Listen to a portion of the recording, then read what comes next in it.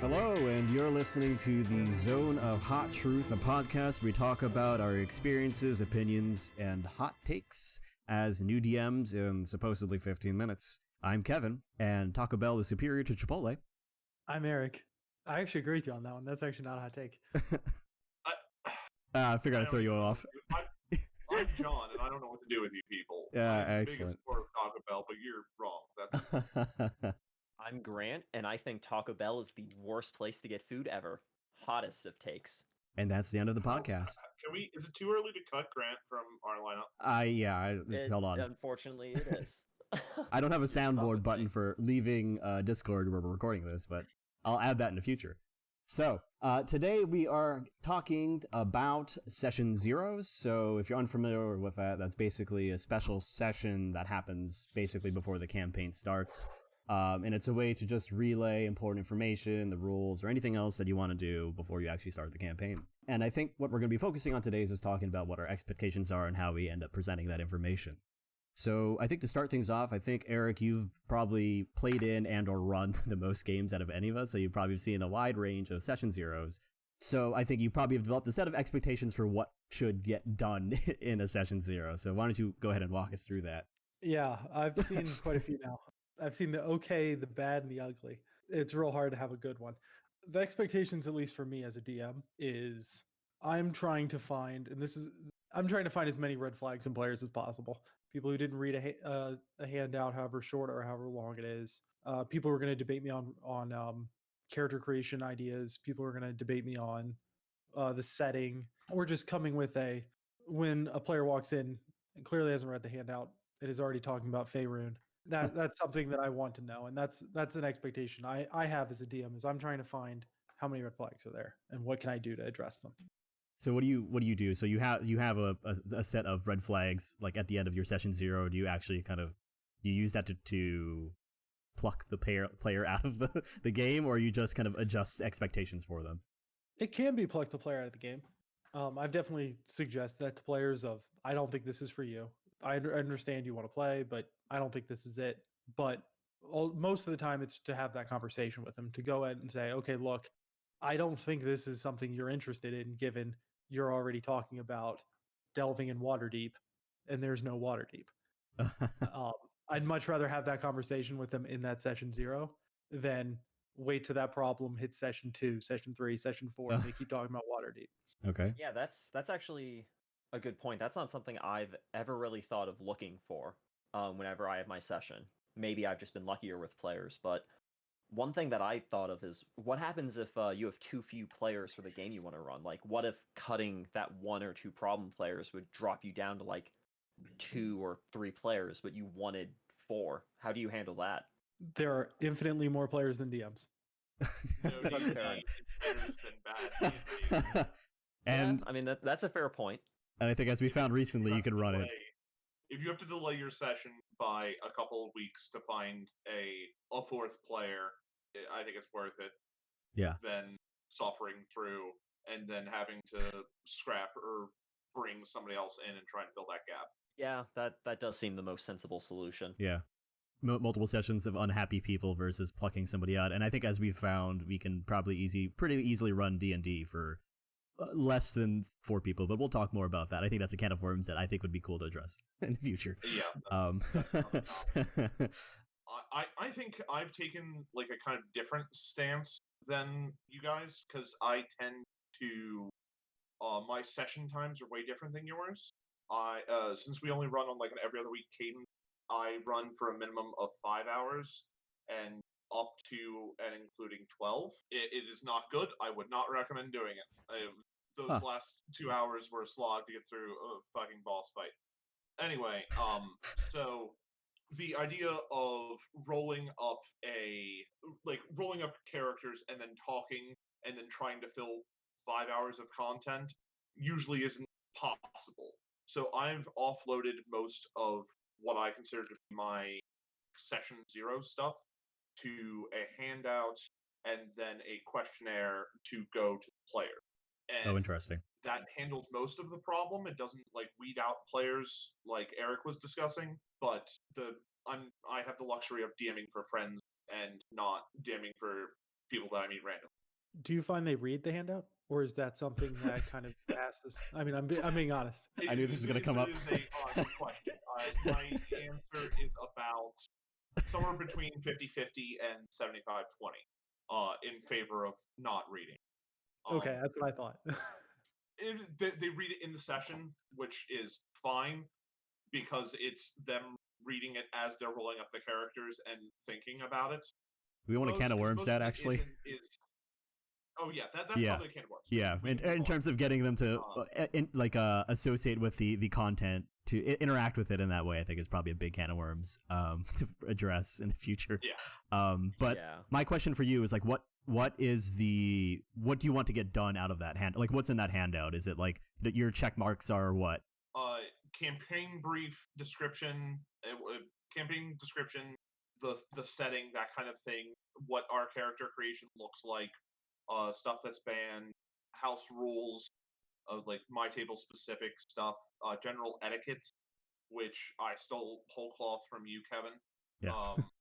Many years of reading forums and horror posts. The setting stuff, and the 6 truths, which I stole from Eric Cole. Yeah, that's also a pretty good thing as a campaign starter. Which I stole 6 from truths being the 6 facts about the area that they are in, rumors that they would have heard in a bar. It helps ease them into a setting and like gives them stuff to pull on, ask about.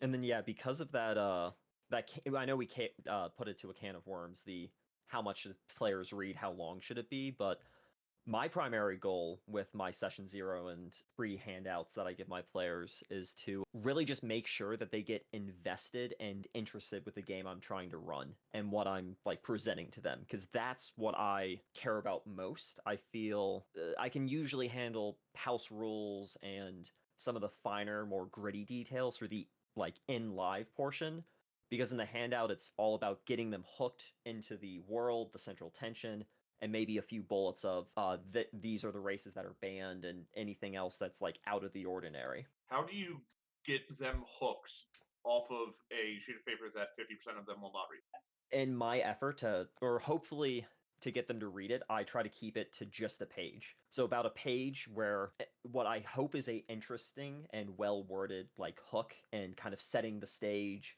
maybe describe where they're starting and like the immediate problem for the world. Like I try really hard to establish the immediate problem, and I hope that it's interesting enough that they'll take a look at it in combination with the fact that it's only one page and it's not just a block of text. It's paragraph, hook, some race and central starting location info, and then like a few bullets of these races are banned, magic level is moderate, something like that, and then just everything else I handle live.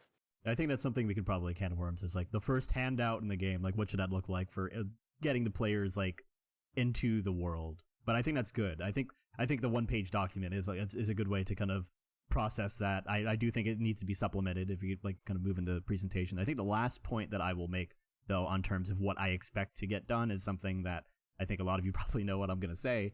In terms of, I think there has to be some sort of the character has to reach a framework of completion that I am okay with. And so what I mean by that is they have their background in terms of just like the one word kind of acolyte thing, the class and the race, and then on top of that just like a one word descriptor of like who they are, integrated with the location of like the setting that they're in if possible, and then integrating that with the rest of the party. And I think that's very important for ensuring that you start with something. And the reason why I think this is of something called the Pareto principle, if you're familiar. So it's the idea that 80% of the desired results is a result of 20% of the causes, right? So if you start out strong, then you can go forward into a good campaign. But that's just my opinion. So we had talked about this on a previous podcast, I think.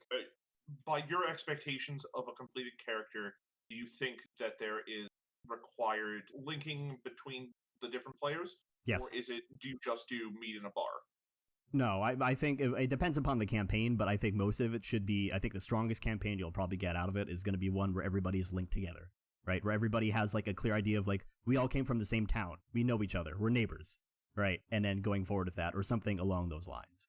And I think that's a cool way to establish that, because I think a lot of people come with preconceived notions of who their character is. And if you do that during a session 0, I think that is the key way to generate characters as a group, find out what people like, don't step on anybody's toes regarding story or niche, any of those things. Like, that needs to be like done in the session 0, because the rest of it, they're just playing D&D. They'll have fun no matter what, like, you know, but you want to ensure that that is a vehicle towards that fun. Yeah, that's a really good point, because the most important thing, aside from like whatever else you think, like the second most thing is almost always going to be, does the group gel?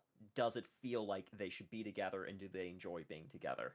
And I think that's a really good thing to aim for, trying to achieve. A positive like corollary to what I said in the beginning, a huge like beacon of excitement of me when I'm DMing is when I see players actively attempt to engage another party member, another player, to say, okay, hey, why don't we be family members? Why don't we be brothers or sisters? Or You're welcome. totally.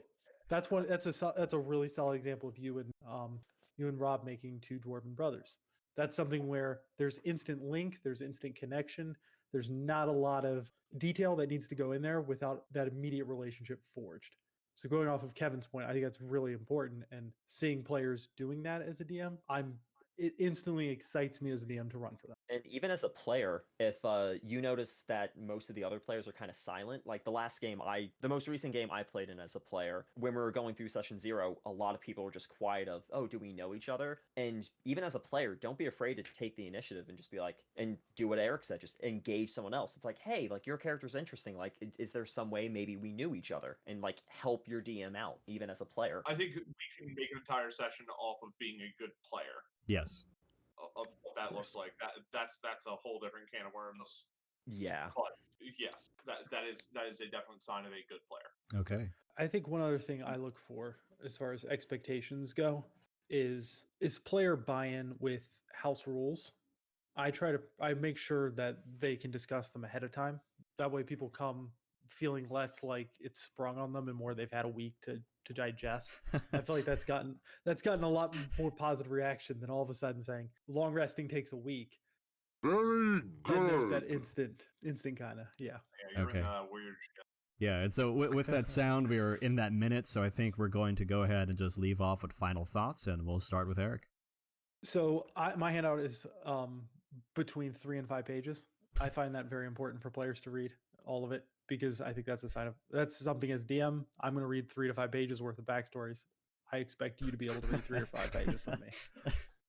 My handout is 4.5 pages, and most of the time scrap the session 0. I miss it, and it feels like sometimes it's mostly offloaded to text chains, which are suboptimal. So I'd prefer to do it that way, but make do with what you got. I really subscribe to Koval's idea of just try to keep it to a page and only the most important information. And I really try to focus on hooking them into the game and establishing the central tension. I save the nitty-gritty for the end portion part.